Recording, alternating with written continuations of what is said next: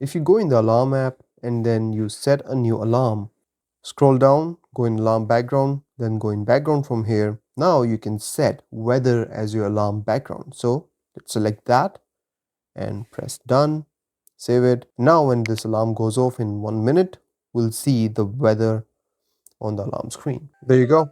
We have the weather background in our alarm. Moving on, if you come across some sort of mathematical equation, you can copy it, and then if you go in the calculator app on your phone, you will see it already available in your calculator. All you have to do is tap on it and it will give you the results. Now this is also my subscriber count right now, and this is your cue to hit that subscribe button and help me get to 100k subscribers. Next up, if you go in the gallery app and go in menu, you will see a new option here called short types. If you go in here, you will see that your images are now categorized in short types. So you'll get your portraits, dual recordings, selfies, and videos, and these categories will continue to expand as you take more photos. Moving on, if you go in gallery and you start editing your images with Galaxy AI, you now get this history button, and if you tap on it, you will see all of your previous edits, which is pretty cool. You can go back to one of these edits as well. Let's talk about the quick controls panel, where now we have new editing features. So if you tap on this edit button, you will see the volume control and the brightness control can now be moved either horizontally or vertically. So right now I've got this volume control like this, and if I move it like this, I can change it to horizontal, and then I can move around these shortcuts and have real fun with it and edit it exactly the way that I want to edit it. It looks really cool. You can create a lot of different designs with this editing. You can increase or decrease the size of this panel here as well, and it looks absolutely fantastic. Next up, a very important feature that Samsung has included in One UI 8.5 in Galaxy S26 is the ability to dim down any strobing that you may come across in your social media or YouTube videos or anything like that. So you can do this by going in settings and then scroll down, go in accessibility, go in vision enhancements, and then scroll down. You will see Dimstrobing. Go in here and you can turn it on. You can also read about it. So this will dim down any strobing that is happening on your display. Now this is a trigger warning because I want to show you how this works. So here I've got a video which is doing the strobing, and now if we turn this on and go back, this should be really dimmed down. There you go. It makes hell of a difference. Moving on, Samsung has updated a very crucial security and privacy feature on this phone. So if you go in settings and go in security and privacy and go all the way down, you will see something called AutoBlocker. So AutoBlocker basically protects your phone against unauthorized sources. It blocks malware images and messaging. If you go in maximum restrictions and turn those on, it turns on app protection, blocks device admin apps, and do a lot of stuff. Now, there are certain instances where you might want to turn off the auto blocker because you're trying to do something on your phone and auto blocker might be blocking it. But then you have to turn it back on. But sometimes people forget that.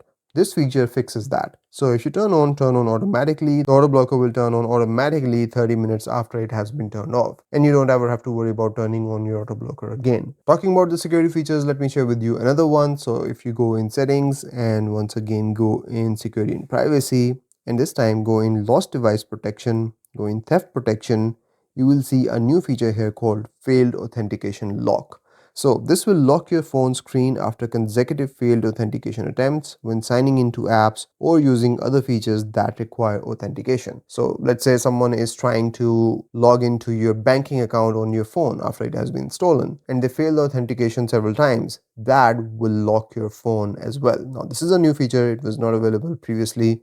So I really appreciate it. Now, if you've been paying attention, you might have noticed this finder button right on the home screen. Now, usually we find this right here. This is the finder, but you can also put it on the home screen. And the way to do that is by long pressing on the home screen, go in settings, scroll down, and turn on show finder on home screen. After you do that, you can just tap on this button and search your entire phone. Moving on, a really cool feature that Samsung has included is the audio eraser feature. Now, audio eraser feature is something that we've seen previously, where you will get audio eraser buttons whenever you're playing media on your phone, or you're in gallery, or you're in voice recorder, and it helps you reduce the background noise. So now what Samsung has done is that if you're playing a YouTube video and you hear some sort of noise in the audio quality of the video and you want to make it better, you can just scroll down your notification panel, scroll down further. You will now see this audio eraser button right at the top. Tap on it, turn it on. You can select the strength of this audio eraser feature, and then you can also turn on the voice focus feature, and that will clean up the audio of the YouTube video. Now this is just fantastic stuff from Samsung, because now they're moving into third-party apps to do the audio cleaning for you. And finally, on Galaxy S26, we can now use Quick Share with Apple devices. Yes, we've got that update that we've all been waiting for. So if you go in Quick Share, go in settings, scroll down, you will see this toggle share with Apple devices. By default it's turned on. If it's not, you can turn it on here. You can read more about it from here as well. So now it's turned on. Let's go back and let's try to send something to my iPad. So we'll select a file here. Let's select this one, press done.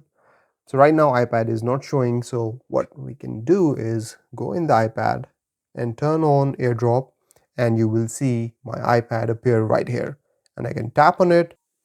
There you go, receive the notification on my iPad, accept it, and the file has been transferred. Now let's do it the other way around, and we want to send this same file to my Galaxy phone. Tap on AirDrop and it should appear here. So we'll go and receive here. There you go, my Junaid S26 is showing up in my AirDrop.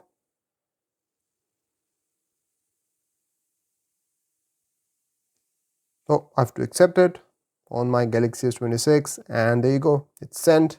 I can open the same file in my Galaxy S26.